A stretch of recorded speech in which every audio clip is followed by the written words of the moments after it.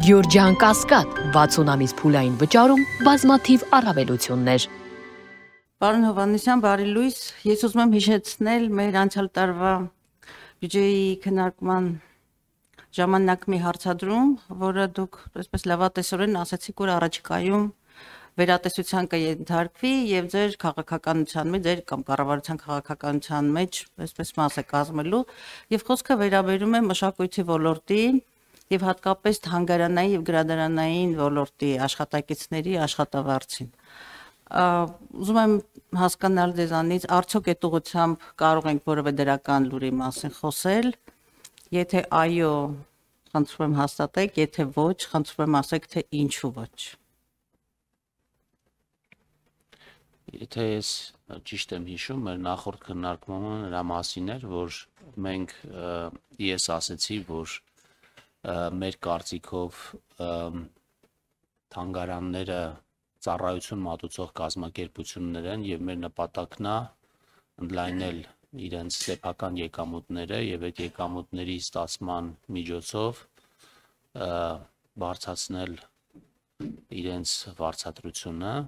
Սա է հիմնական մոտեցումը, որը մենք որդեգրել ենք եւ կարծես թե այս մոտեցման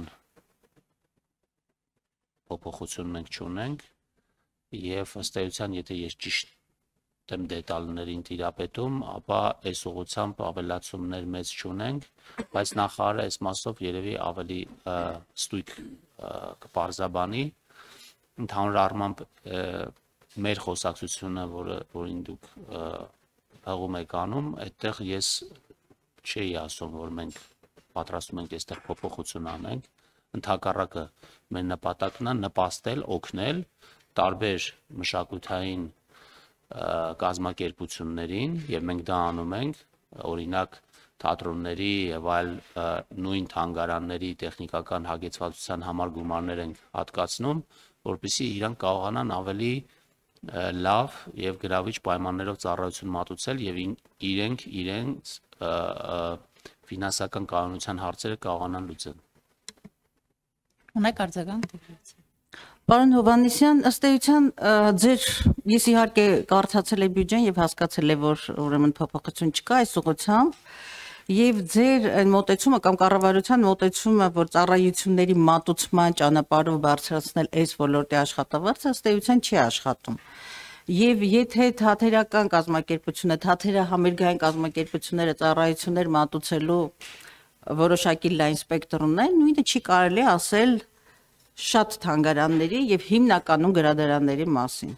Եվ սա այն հոգեվոր մշակութային ոլորտն է, որը պետության դրական դերակատարության, պարտավորության, պոզիտիվ պարտավորությունների մեջ է մտնում այս ոլորտի նկատմամբ հատուկ ուշադրությունը, որպես հոգեվոր անվտանգության ոլորտ հատուկ ուշադրությունը եւ մարդկանց հատկապես գրադարաններ եւ թանգարաններ եմ ես հատկապես շեշտում, որովհետեւ այս մարդկանց մենք համարյա թե գամել ենք աղքատության շեմին, համարյա թե գամել ենք աղքատության շեմին եւ եթե միջինացված մի գումար ասեմ նրանց աշխատավարձի, լավագույն դեպքում միջինացված ցուցանիշն եմ ասում 83000-ը լավագույն դեպքում չի ասում, բայց այնտեղ կան մարդիկ, որոնք ընդհանրապես 70000-ի միջակայքում են աշխատավարձ ստանում։ Եվ ես ցավում եմ այս պահին ձեռքս չկա, ես բյուջեի քննարկման լիագումարի ժամանակ ցույց կտամ, որոշ պոակների տնօրեններ շատ ավելի առատորեն են օգտվում սրանից, նկատի ունեմ արտաբյուջետային միջոցներից եւ ձեռքս ընկավ մի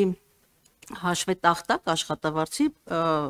պոակների տնօրենի, որտեղ գառն ու պոակի տնօրենը 5 միլիոնի պարգևավճար էր ստացել։ Ասենք թե եթե նրա բախտը բերել է եւ ինքը հայտնվել է գառնի պատմամշակութային արգելոցի տնօրեն, որը մեր համազգային ժառանգության հատվածն է, տվյալ պարագայում, ուրիշների հետ չեմ համեմատում, կարող է այդպիսի տնօրենն է, այդպիսի աշխատավարձ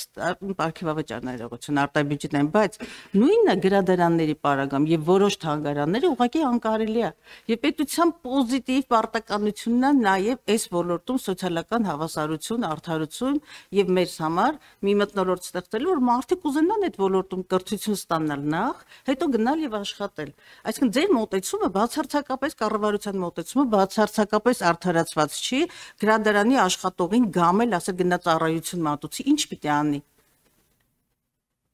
Պիտի այդ հաշվարկներ ունենաք, չէ՞, այդ վերլուծությունը պիտի ունենաք։ Սա մի ոլորտ է, որտեղ այսպես ինչ ասեմ, նույնիսկ իրենց բարձրագույն ճիգով այդ ինչ ծառայություններ պիտի մատուցեն, որ հասնեն հանրապետության միջին աշխատավարձին, անկարելի է, եւ դա ձեր դերակատարությունն է, կառավարության դերակատարությունն է այս ոլորտին չգամել սոցիալական աղքատության շեմին։ Շնորհակալություն։ Շնորհակալություն, ես շատ լավ հասկանում եմ ձեր հարցը ինչին է վերաբերում, բայց այստեղ մի փոքր հակասություն եմ տեսնում, որտեղ դուք մի կողմից ասում եք, որ սա հոգևոր ոլորտ է, իսկ ես կարծում եմ, որ հոգևոր ոլորտը պետք է կենդանի լինի։ Երկրորդը դուք խոսում եք սոցիալական հարցեր լուծելու մասին, սոցիալական հարցեր չենք լուծում սրանով, որովհետև մենք խոսում ենք ծառայությունների տրամադրման մասին, պետական ծառայություն տրամադրելու մասին, դա կլինի հոգևոր ոլորտում, թե ֆինանսական, դա այլ հարց է։ Եվ մենք այս